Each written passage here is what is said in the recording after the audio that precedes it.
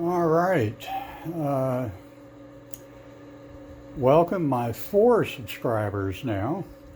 Um, anyway, another update and trials and tribulations.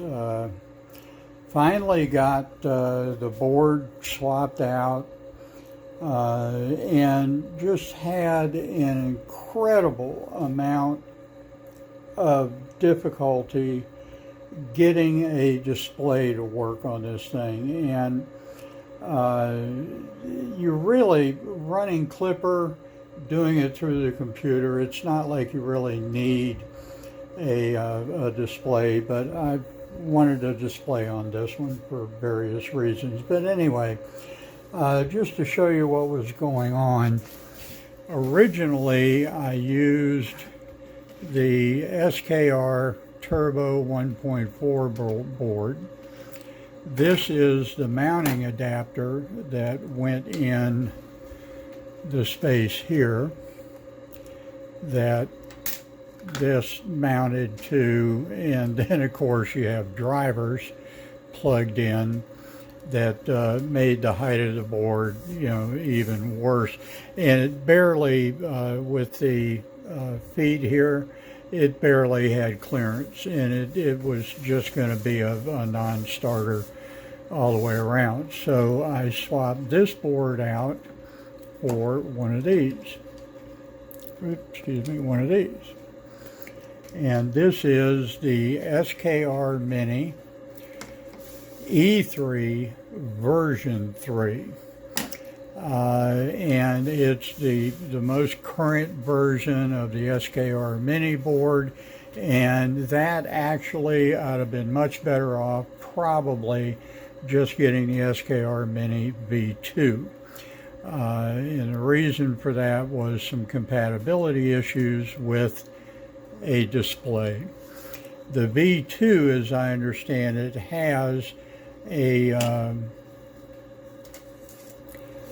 the EXP1 and EXP2 header.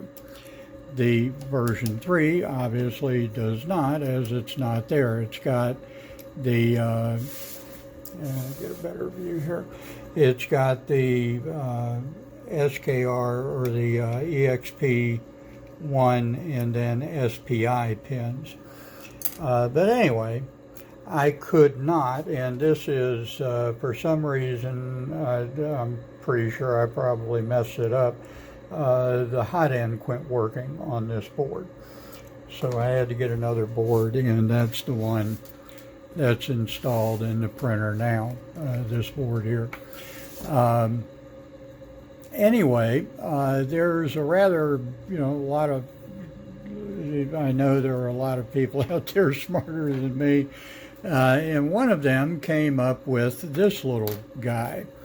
This is an adapter, and it's specifically made for the SKR E3 V3, and what it is, it's an adapter that plugs in to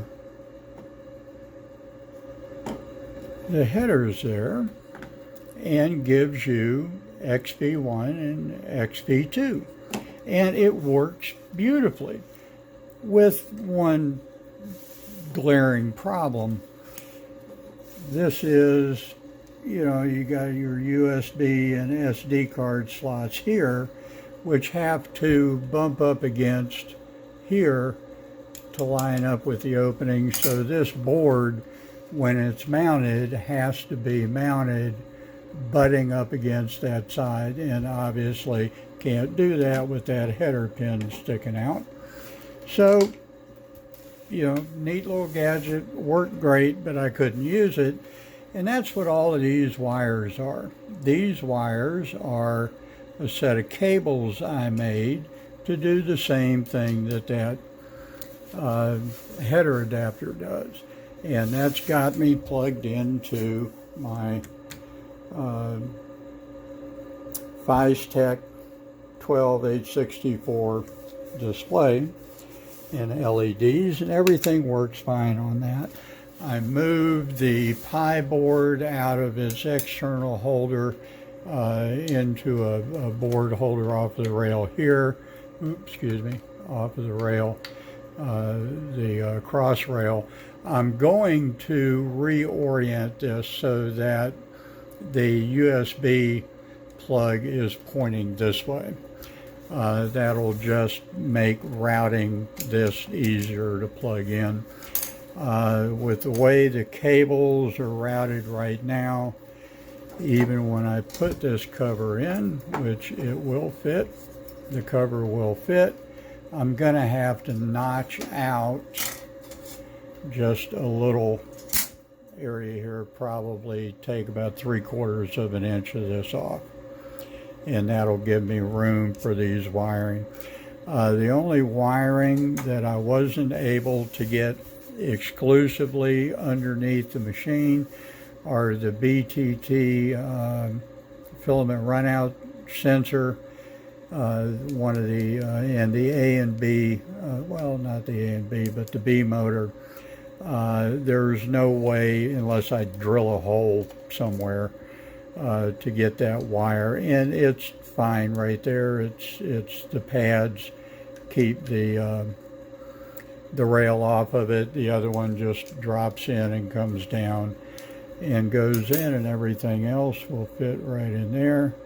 They'll be covered. Once this cover goes on there, that cover closes that gap.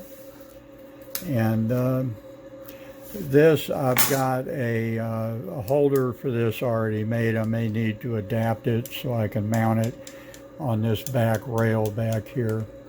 But this will, I'm not just going to leave it laying there underneath the machine. But anyway, I'll get it right side up and show you how it works. Be right back. Well, I'm back, such as it is. We're all together, pretty much, as far as I'm going to do, done with the upgrade. Give me a moment and I'll get in a little closer. Okay, at this point, just printing a boron cube. This is Marble PLA. Got the stealth burner.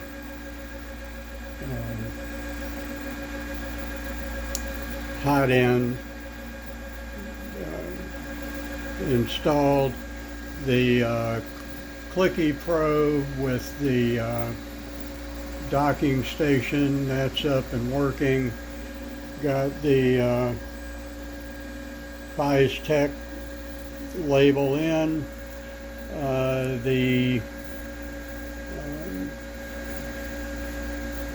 Man, I tell you, this is, I'm sure some of you have noticed, I do have a problem with literally forgetting words, forgetting the name of things. The Raspberry Pi. The Raspberry Pi before was external. It's mounted internal under the bed now. It's right there in that area there, pointed down. Got a camera mount on the bed. That's something I'll probably figure out something else to do with. But this is pretty much the whole thing up and running. Normal print speed is 300 millimeters per second. Accelerations are still at 2700.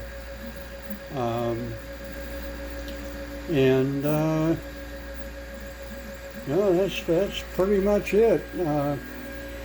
I did notice when I took a peek back at my my website, I now have 10 subscribers. I guess the way to double your subscribers is just, fall off the map for 6 months or however long it's been. It's been one surgery on my left knee, 2 hurricanes, COVID, and a major operation for my brother, and that had me. He shares the house here with me, but that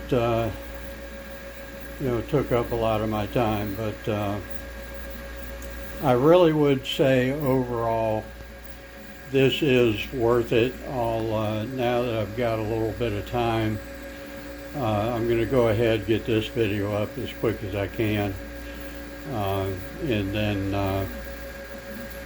I'll get the next post I put up. I'll have links for the STL files for the modified parts that I used, and